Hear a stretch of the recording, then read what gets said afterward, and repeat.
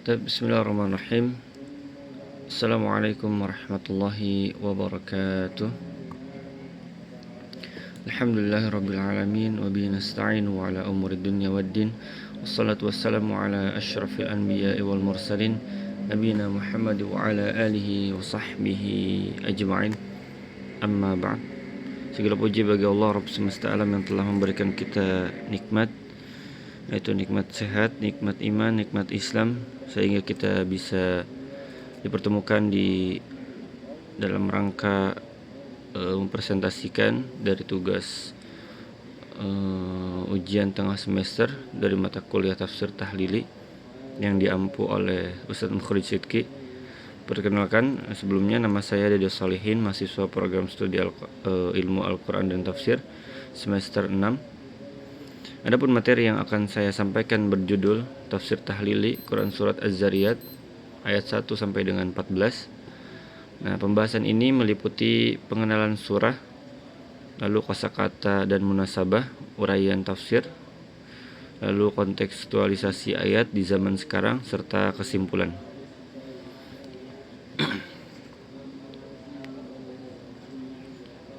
Baik, sebelum kita mulai ke materi, kita bacakan Quran Surat Az-Zariyat dari ayat 1 sampai dengan 14. A'udzu billahi minasyaitonir rajim. وَالذَّارِيَاتِ ذَرْوًا فَالْحَامِلَاتِ وِقْرًا فَالْجَارِيَاتِ يُسْرًا فَالْمُقَسِّمَاتِ أَمْرًا إِنَّمَا تُوعَدُونَ لَصَادِقٌ وَإِنَّ الدِّينَ لَوَاقِعٌ وَالسَّمَاءِ ذَاتِ الْحُبُكِ إِنَّكُمْ لَفِي قَوْلٍ مُخْتَلِفٍ يُؤْفَكُ عَنْهُ مَنْ أُفِكَ قُتِلَ الْخَرَّاصُونَ الَّذِينَ هُمْ فِي غَمْرَةٍ سَاهُونَ يَسْأَلُونَ أَيَّانَ يَوْمُ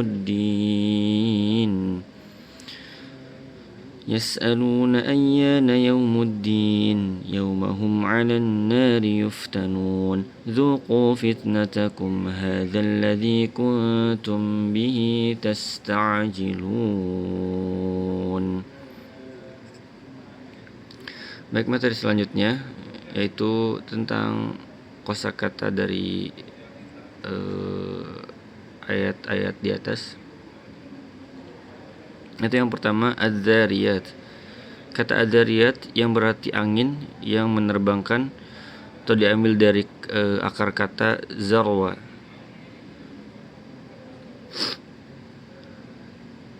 Nah, yang berarti angin yang menerbangkan, diambil dari akar kata zarwa, yaitu memberikan kesan atau kekuatan yang mampu memisahkan dan menghamburkan partikel-partikel kecil. Nah, bentuk penggunaan jamaknya yaitu muannats di sini bukan sekadar kaidah bahasa, yaitu melainkan seringkali digunakan dalam Al-Qur'an untuk menggambarkan fenomena alam yang dahsyat namun tunduk pada aturan ilahi. Dan angin ini bukan sekadar udara yang bergerak, melainkan instrumen awal dalam siklus kehidupan dan perubahan cuaca. Lalu selanjutnya transisi menuju kata Al-Hamilat. Al-Hamilat yaitu pembawa beban, dan Wiqra, beban berat, yaitu atau menciptakan sebuah gambaran visual tentang proses alam. Secara linguistik, kata Wiqron biasanya digunakan untuk beban yang sangat berat hingga bisa membebani pendengaran atau punggung. Dengan menjandingkannya pada awan, Allah ingin menunjukkan betapa masifnya volume air yang tertampung di langit, yang meski sangat berat, tetap bisa bergerak dengan tenang sesuai arah angin. Nah, hal ini berlanjut pada kata selanjutnya, yaitu Al-Jariyat, yang menekankan pada sifat kemudahan, yusran. Kata ini menggambarkan bagaimana kapal-kapal besar di lautan, atau menurut sebagian mufassir adalah benda langit, bergerak dengan sangat mulus dan lancar di atas medianya tanpa hambatan berarti. Puncak dari rangkaian fenomena ini ditutup dengan kata al-muqassimati amra, itu yang keempat ya. Kata amron, urusan, di sini bersifat umum namun mencakup segala ketetapan takdir. Penggunaan kata muqassimat atau pembagi mengisyaratkan adanya keteraturan, bahwa alam semesta tidak bekerja secara acak, melainkan ada peran malaikat yang membagi tugas sesuai porsinya masing-masing. Nah, rangkaian kosakata ini secara retoris membangun logika bahwa Tuhan yang mampu mengatur detail pergerakan angin hingga pembagian urusan malaikat. Pastilah Tuhan yang shadiqun atau maha benar dalam janjinya mengenai hari pembalasan.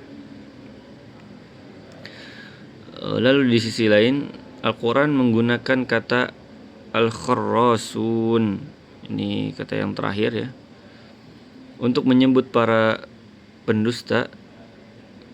Kata ini sangat menarik secara leksikal karena berasal dari akar kata yang merujuk pada tindakan menaksir buah di pohon secara kasar. Ini adalah sindiran tajam bahwa keraguan manusia terhadap hari kiamat hanyalah hasil dari spekulasi dangkal dan tebak-tebakan tanpa data ilmiah. Ketidaktahuan mereka ini dibungkus dalam kondisi sahun, sebuah kelalaian yang bukan karena lupa biasa, melainkan karena hati yang sudah tertutup oleh kebingungan dan kesesatan yang bertumpuk-tumpuk. Jika kita memiliki lebih jauh pada kata al-hubbuk di ayat ke-7 ya, kita akan menemukan kekayaan bahasa yang luar biasa, yaitu kata ini tidak hanya berarti lintasan, tetapi secara etimologis berakar dari kata yang merujuk pada tenunan kain yang sangat rapi, rapat dan kuat. Dengan menyebut langit memiliki hubbuk, Al-Quran ini ingin mengontraskan keraturan fisik alam semesta yang sangat presisi dengan kondisi mental kaum pendusta yang digambarkan berada dalam qaulin mukhtalif, yaitu ucapan yang berbeda-beda atau simpang siur. Nah, lalu di sini terlihat oposisi biner secara linguistik. Langit itu kokoh dan teratur, itu hubbuk, sementara logika mereka yang mengingkari hari kiamat itu rapuh dan kacau balau, mukhtalif. Selanjutnya, penggunaan kata yufaku, ya ini tambahan, memberikan nuansa psikologis tentang bagaimana seorang bisa berpaling dari kebenaran. Taib.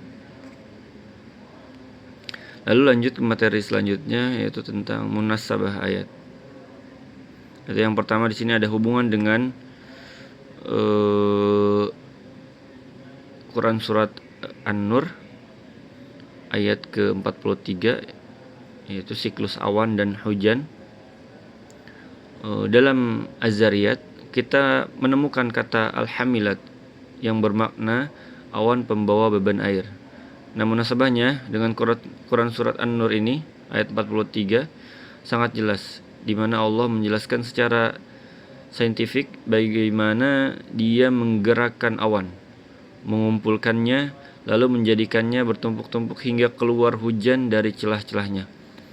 Lalu hubungan kedua ayat ini menegaskan bahwa beban berat atau wikron yang dibawa awan dalam Az-Zariyat adalah manifestasi nyata dari kekuasaan Allah yang secara teknis dijelaskan dalam surat An-Nur. Ini membuktikan bahwa janji Allah tentang hari kiamat adalah senyata proses turunnya hujan yang bisa disaksikan manusia setiap harinya. Lalu yang kedua, hubungan dengan Quran surat As-Saffat ayat ke-6, yaitu tentang keindahan dan penjagaan langit. Pada ayat yang ke-7 ini, surah Az-Zariyat, Allah bersumpah demi langit yang mempunyai jalan-jalan atau tatanan yang rapi atau al-hubbuk, Hal ini berkaitan erat dengan Quran surat As-Saffat ayat ke-6 ini. Ayat yang menyebutkan bahwa Allah menghiasi langit dunia dengan hiasan bintang-bintang. Nah, munasabah di sini menunjukkan bahwa langit bukan hanya sekedar ruang hampa, melainkan sebuah struktur yang terdesain secara estetis dan fungsional. Lalu keindahan dan kerapihan langit dalam As-Saffat ini memperkuat argumen dalam Az-Zariyat bahwa pencipta yang mampu membangun struktur langit yang begitu megah mustahil memberikan pernyataan palsu mengenai hari pembalasan.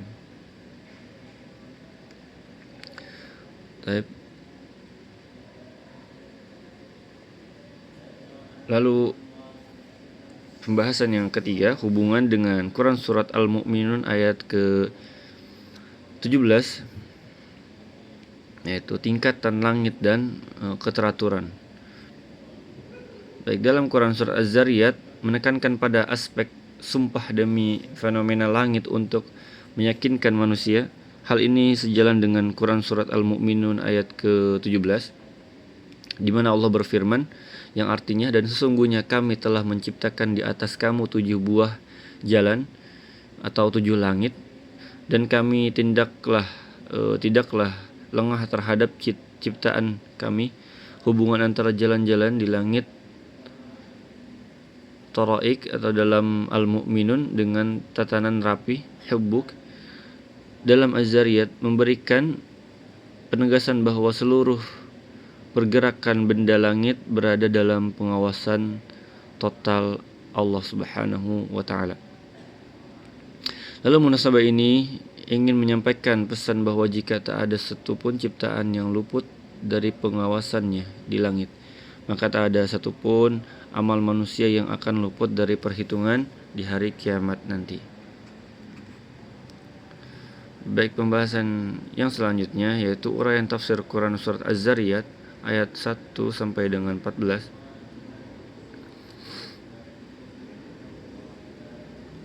Penafsiran ayat-ayat ini dapat dibagi menjadi dua bagian besar, yaitu bukti kekuasaan Allah melalui fenomena alam ayat 1 sampai dengan 9 dan nasib orang-orang yang mengingkarinya dengan ayat 10 sampai dengan 14. Yang pertama, sumpah kosmik dan kepastian janji Allah Subhanahu wa taala dalam ayat 1 sampai dengan 6, yaitu Allah memulai surah ini dengan bersumpah demi 4 fenomena alam.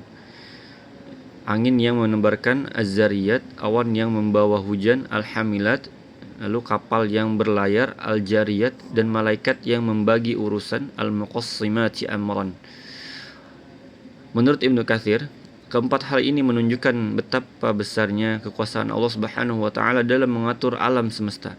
Jika Allah mampu mengatur angin yang begitu lembut namun kuat, serta awan yang membawa ribuan ton air di atas kepala kita, maka sangat mudah baginya untuk membangkitkan manusia dari kubur. Nah, tujuan utama dari sumpah ini ditegaskan pada ayat ke-5 dan ayat ke-6, yang artinya, sesungguhnya apa yang dijanjikan kepadamu pasti benar, dan sesungguhnya pembalasan itu pasti terjadi. Nah, ini adalah penegasan bahwa kehidupan dunia memiliki titik akhir pertanggungjawaban.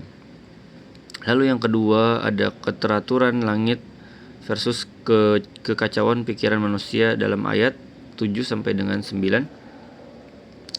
Pada ayat ke-7 ini, Allah bersumpah demi langit yang mempunyai jalan-jalan yang rapi, yaitu Al-Hubbuk. Muhammad Quraisy Shihab dalam tafsir Al-Misbah menjelaskan bahwa penggunaan kata hubbuk mengisyaratkan bahwa alam semesta ini memiliki hukum-hukum sunnatullah yang tetap dan tidak pernah meleset. Kontras dengan itu, manusia yang ingkar disebut berada dalam qaulin mukhtalif, yaitu ucapan yang berbeda-beda. Lalu hal ini menunjukkan atau merujuk pada ketidakkonsistenan kaum musyrik yang terkadang menyebut Al-Quran sebagai sihir, terkadang dongeng, atau menyebut Nabi sebagai orang gila. Al-Quran ini ingin menyampaikan pesan Bagaimana mungkin kalian meragukan Tuhan yang menciptakan langit sepresisi itu? Sementara argumen kalian sendiri sangat rapuh dan kacau. Baik, lalu pembahasan yang ketiga, kecaman bagi para pendusta, yaitu dalam ayat 10 sampai dengan 14. Ayat-ayat penutup bagian ini, ayat 10 sampai dengan 14 ini, fokus pada psikologi dan balasan bagi mereka yang disebut sebagai al-kharrasun, yaitu orang-orang yang banyak berdusta atau berspekulasi. Mereka digambarkan berada dalam kondisi sahun, yakni mabuk oleh urusan dunia sehingga kehilangan kepekaan terhadap akhirat. Nah, pertanyaan mereka, kapan hari pembalasan itu? Itu adalah bentuk pelecehan terhadap kebenaran. Maka Allah menjawab bahwa hari itu akan datang saat mereka dipanggang di atas api neraka. Lalu perintah Zaku fitnatakum, rasakanlah azabmu, menjadi bukti bahwa spekulasi mereka selama di dunia adalah kesalahan besar yang berujung pada penderitaan indrawi yang nyata. Nah, lalu materi selanjutnya yaitu kontekstualisasi ayat di zaman sekarang. Baik, jika kita amati lebih dalam Quran surat Az-Zariyat ini ayat 1 sampai dengan 14, bukan sekedar teks sejarah atau cerita tentang kaum terdahulu. Ayat-ayat ini membawa pesan yang sangat segar ya, jika dikaitkan dengan tantangan manusia modern saat ini. Tapi bagian yang pertama yaitu menghadapi era informasi yang simpang siur. Di dalam ayat ke-8 Allah menyebut istilah qaulun mukhtalif, yaitu ucapan yang berbeda-beda atau tidak konsisten. Nah,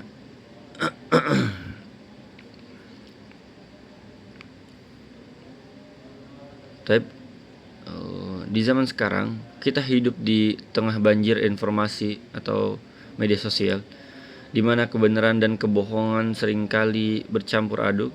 Istilah al-kharrasun dalam ayat ke-10 ini sangat tepat untuk menggambarkan fenomena asal bicara atau penyebaran berita tanpa dasar atau hoax. Ayat ini mengajak kita untuk menjadi pribadi yang kritis dan selalu mencari dasar kebenaran yang kokoh, seperti kokohnya tatanan langit, bukan sekedar ikut-ikutan tren yang belum jelas asalnya.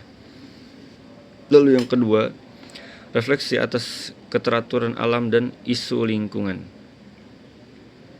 Allah bersumpah demi angin, awan, dan pergerakan alam lainnya. Ini adalah ajakan bagi kita untuk memperhatikan isu ekologi di masa kini saat kita menghadapi krisis iklim.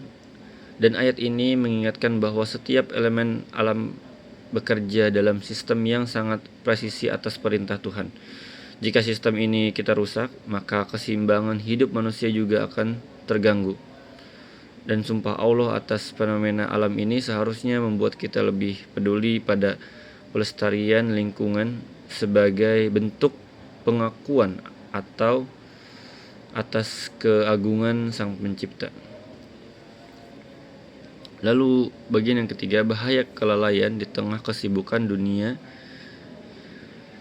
Kata sahun, lalai, dalam ayat ke-11 ini menggambarkan kondisi psikologis manusia yang terlalu fokus pada rutinitas materialistik hingga kehilangan orientasi spiritual. Banyak dari kita yang merasa cemas akan masa depan karir atau ekonomi, namun abai terhadap persiapan kepulangan kita. Kontekstualisasi ayat ini adalah sebuah pengingat agar di tengah kesibukan yang luar biasa ini, kita tidak kehilangan pegangan moral dan tetap ingat bahwa hidup ini memiliki titik akhir pertanggungjawaban. Nah, baik, kesimpulan. Berdasarkan hasil kajian tafsir tahlili terhadap Quran Surat Az-Zariyat ayat ke-1 sampai dengan 14, dapat ditarik beberapa poin kesimpulan utama sebagai berikut, yaitu yang pertama, kekuasaan Allah Subhanahu wa taala lewat simbol alam. Allah memulai surah ini dengan rangkaian sumpah atas fenomena alam, yaitu angin, awan, kapal, dan malaikat, untuk membangun logika keimanan, yaitu keimanan manusia.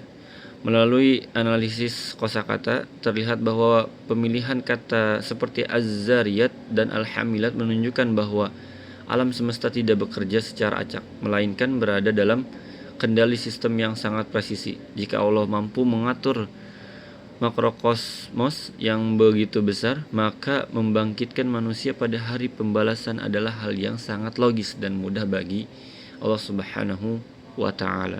Lalu yang kedua, kepastian janji dan hari pembalasan. Yang ketiga, kritik terhadap sikap lalai dan spekulatif. Yang keempat, relevansi kontemporer secara kontekstual.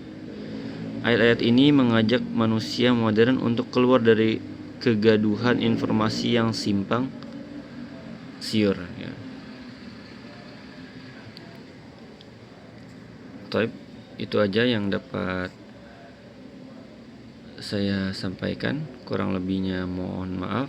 Saya akhiri. Wassalamualaikum warahmatullahi wabarakatuh.